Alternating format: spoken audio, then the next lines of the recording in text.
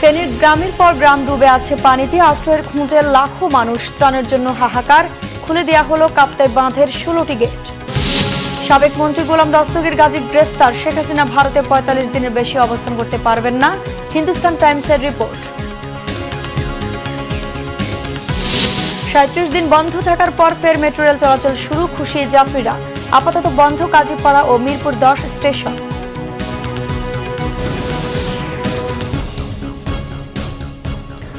দেখছিলেন সংবাদ শিরোনাম, এবারে বিস্তারিত।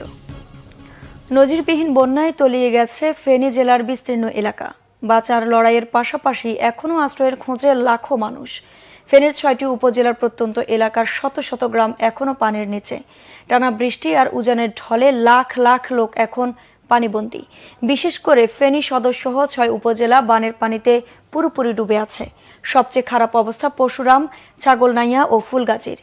এসব উপজেলার প্রায় 95% এলাকা ডুবে গেছে। যারা ঘরবাড়ি হারিয়েছেন তাদের ঠিকানা হয়েছে সরকারি আশ্রয় কেন্দ্র। স্থানীয় দুর্গত এলাকায় বুধবার রাত থেকে বিদ্যুৎ নেই মোবাইল ফোনের নেটওয়ার্ক। রাস্তাঘাট ডুবে যাওয়ায় দুর্গম এলাকায় বাসিন্দারা কেমন আছেন তাও জানা যাচ্ছে না। এসব এলাকায় সামগ্রী পৌঁছে দিতে নিরলস কাজ করছে সামরিক বাহিনী। এদিকে খাগড়াছড়িতে পানি নামতে থাকায় জেগে উঠেছে ক্ষতচিহ্ন। ঘরবাড়িতে জমে থাকা কাদা, ময়লা আবর্জনা সরিয়ে বসবাসের উপযোগী করছেন দুর্গত মানুষেরা। কমছে নোয়াখালী ও ফেনীর মুহুরী নদীর পানি। বন্যায় সেনবাগ, বেগমগঞ্জ, কোম্পানীগঞ্জ ও কবিরহাট উপজেলা বেশি ক্ষতি হয়েছে। নোয়াখালীর 9টি উপজেলার মধ্যে 8টি উপজেলা বন্যায় ক্ষতি হয়েছে। মৌলভীবাজার জেলার 4টি নদীর পানি কমেছে, তবে হঠাৎ বাঁধ ভেঙে যাওয়ায় নতুন করে প্লাবিত হচ্ছে নিম্নাঞ্চল। কাপ্তাই হ্রদের পানি বিপদসীমার কাছাকাছি পৌঁছে যাওয়ায় 6 ইঞ্চি করে খুলে দেওয়া হয়েছে বাঁধের 16টি গেট।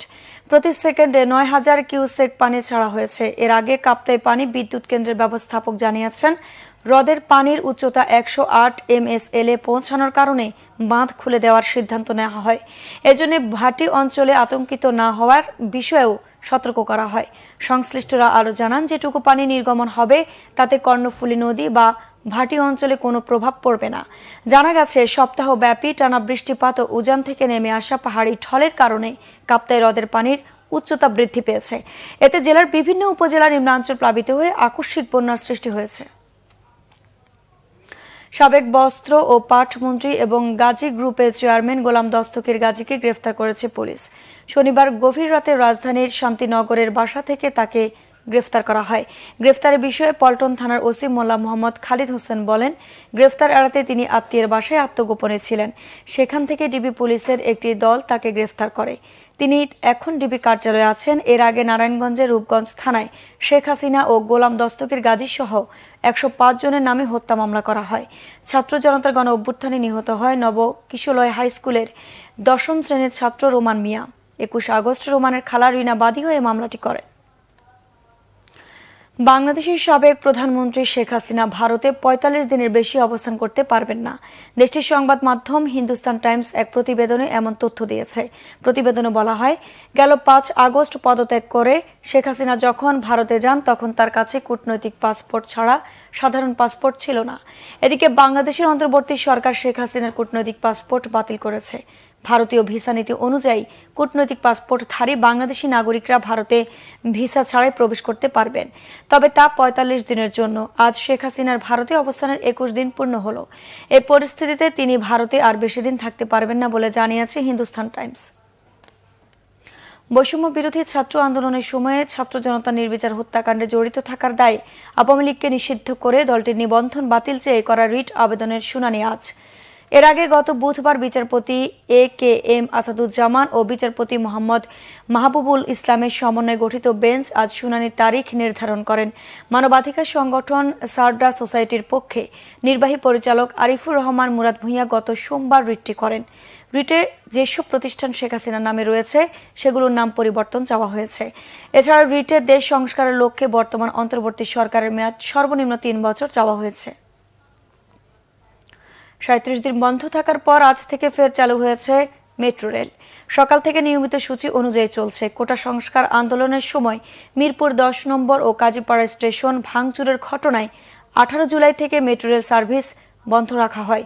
সে সময় সরকারের পক্ষ থেকে স্থাপনার ক্ষতি অতিরঞ্জিত করে দেখানো হয়। সাবেক প্রধানমন্ত্রী শেখ হাসিনা স্টেশন পরিদর্শনে গিয়ে স্টেশনের ক্ষয়ক্ষতির ইস্যুতে আবেগঘন বক্তব্য দেন। সরকারের পক্ষ থেকে বলা হয়েছিল মেট্রো রেল চালু করতে বছর খানেক সময় লাগতে পারে, কিন্তু অন্তর্বর্তীকালীন সরকারের দায়িত্ব নেয়ার 15 দিনের মধ্যে চালু হলো মেট্রো রেলের চলাচল। এতে করে খুশি যাত্রীরা। আসলে ওই সময় সরকার চেয়েছিল এই মেট্রো রেল দিয়ে আন্দোলন ভিন্ন খাতে নেওয়ার জন্য। আসলে ওইটা সঠিক ছিল না। এখন যে আমাদের সরকার আসছে এটা আমাদের জনবান্ধব সরকার, এই জন্য খুব অল্প সময়ের মধ্যে মেট্রো রেল চালু হয়েছে, এই জন্য আমরা হ্যাপি। মেট্রো রেল চালু হয়ে ভালোই হয়েছে, আমাদের যাত্রীদের সুযোগ সুবিধা হয়েছে অনেক, আমরা সবাই খুশি। খুব তাড়াতাড়ি এটা সংস্করণ হয়ে খুব ভালো লাগছে আমার কাছে, কারণ যেহেতু তারা বলছিল 1 বছর সময় লাগবে, কিন্তু এটা 1 মাসও লাগে নাই পুরোপুরিভাবে। এই জন্য আমরা খুবই আনন্দিত, স্টুডেন্টরা এবং যারা সাধারণ জনগণ আছে সবাই খুবই খুশি। যখন ছিল না তখন পাবলিক ট্রান্সপোর্টে যে যেতে হয়েছে বাসে, সেটা খুবই হ্যাসেল ছিল।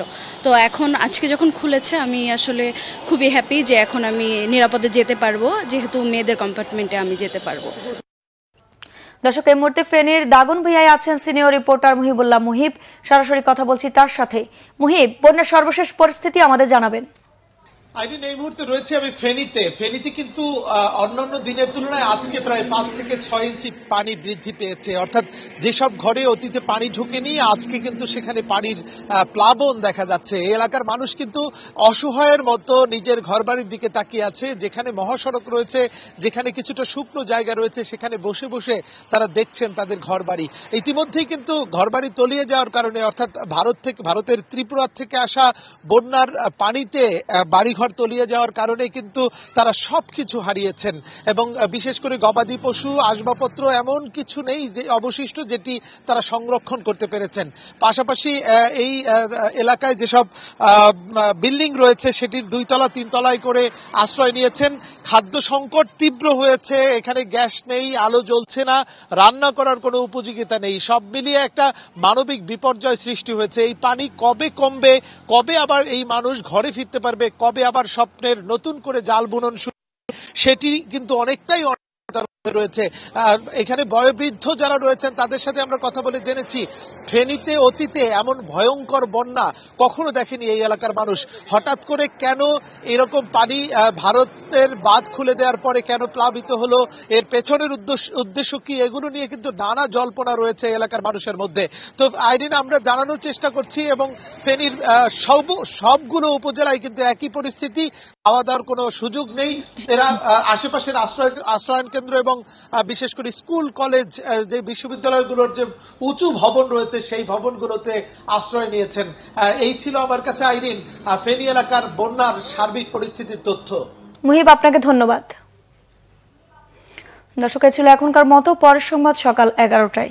এছাড়া বাংলা ভিশন সংবাদ ও সংবাদ সংশ্লিষ্ট অনুষ্ঠান দেখতে ভিজিট করুন www.bvnews24.com ও facebook.com/banglavisionnews এবং সাবস্ক্রাইব করুন youtube.com/banglavisionnews। ধন্যবাদ।